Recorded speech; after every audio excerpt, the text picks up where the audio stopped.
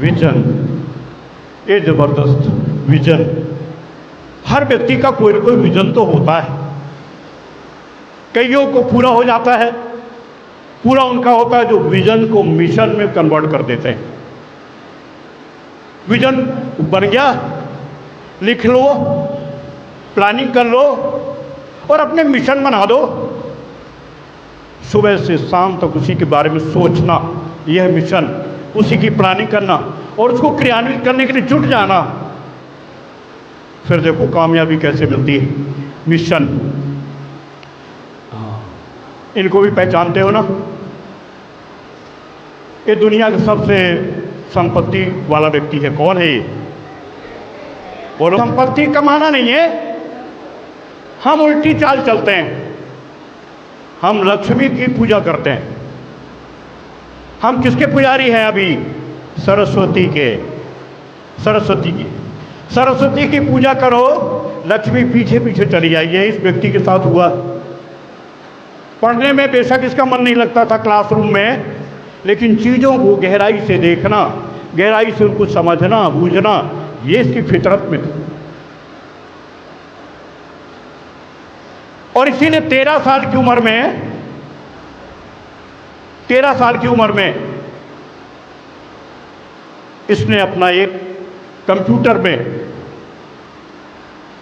काम करना शुरू किया 13 साल की उम्र में,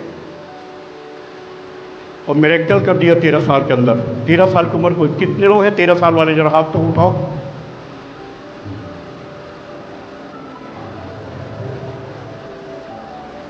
हैंड डाउन। आपकी उम्र में, आपकी उम्र में आप लोग भी तो कंप्यूटर के साथ काम करते हो ना? करते हो सब लोग? कंप्यूटर के पास ले जाया जाता आपको कि नहीं?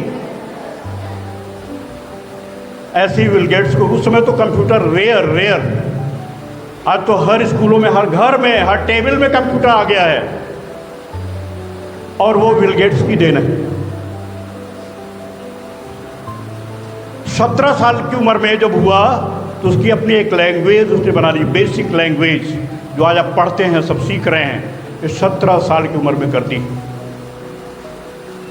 और माइक्रोसॉफ्ट की स्थापना कई कंपनी की 1975 में, और उसके बाद दुनिया की सबसे बड़ी कंपनी बना दी।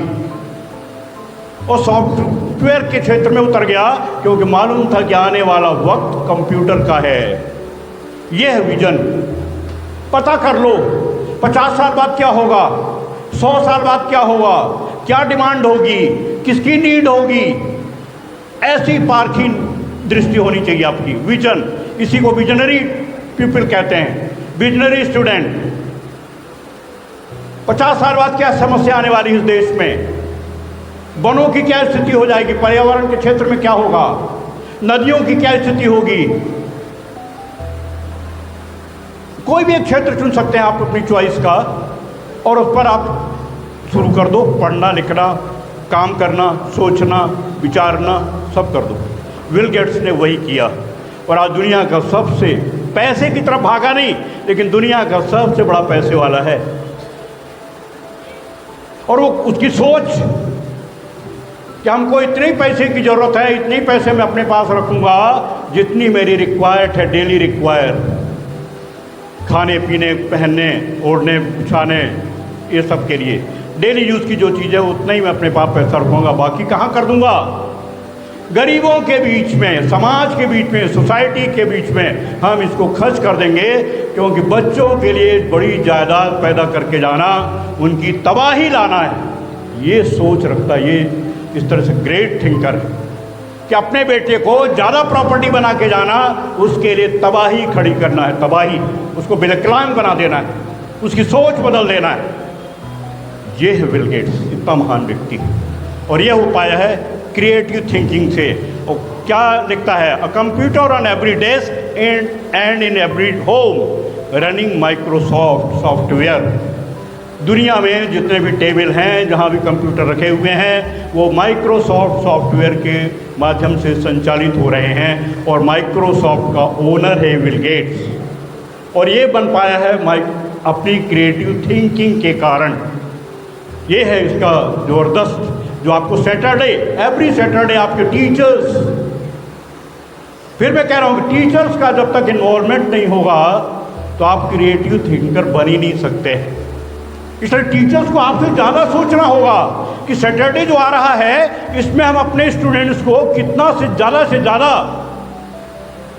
क्रिएटिविटी में संलग्न कर पाएँ, ये सोचना होगा।